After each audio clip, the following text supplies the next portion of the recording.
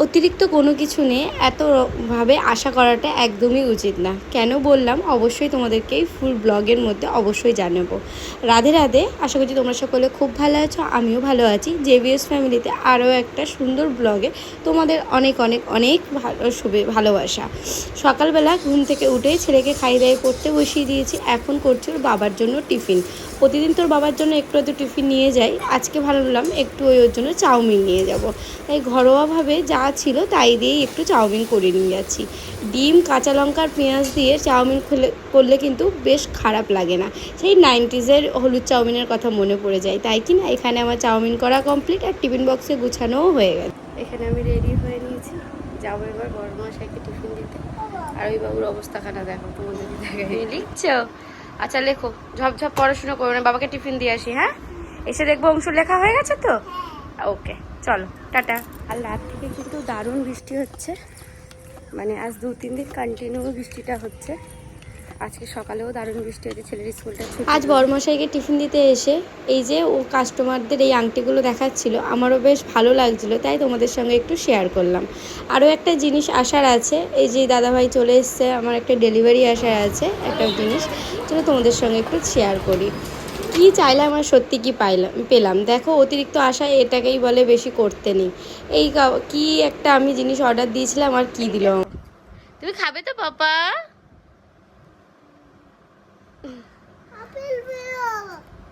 Apple প্রিয় তোমার?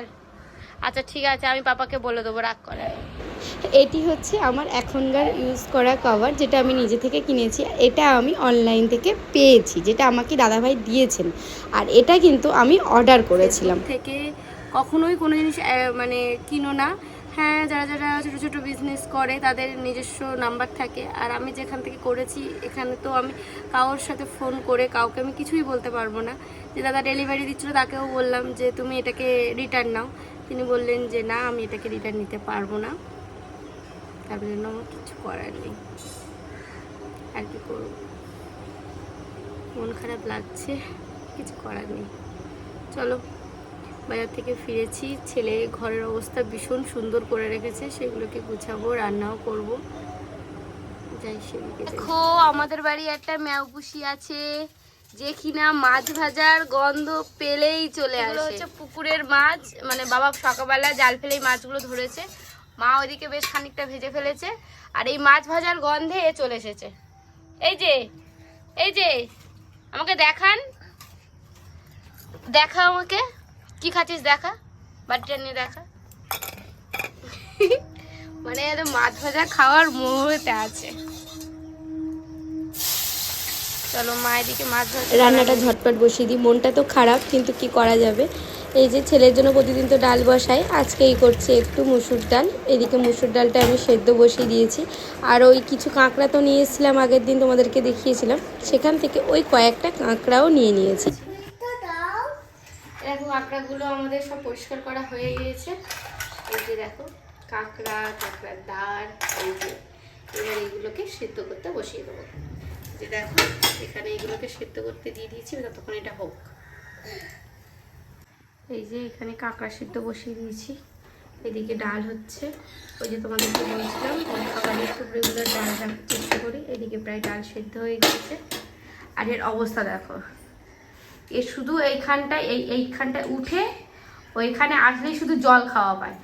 এই দেখ, আর কতটা জল খাবি? অনেক। আচ্ছা তুমি জল খাও, চলো। দুপুরবেলা খাওয়া দাওয়া সেরে ঘুম থেকে উঠে বাবু এখানে পড়তে বসে গিয়েছিল, আমি এদিকে রেডি হয়ে নিচ্ছিলাম, যাবো একটু বাপের বাড়ি। চলুন ঝটপট রেডি হয়ে নিই।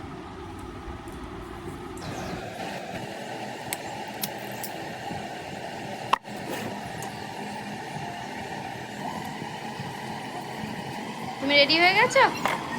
চলো, তুমি কোথায় যাবে? চলো চলো।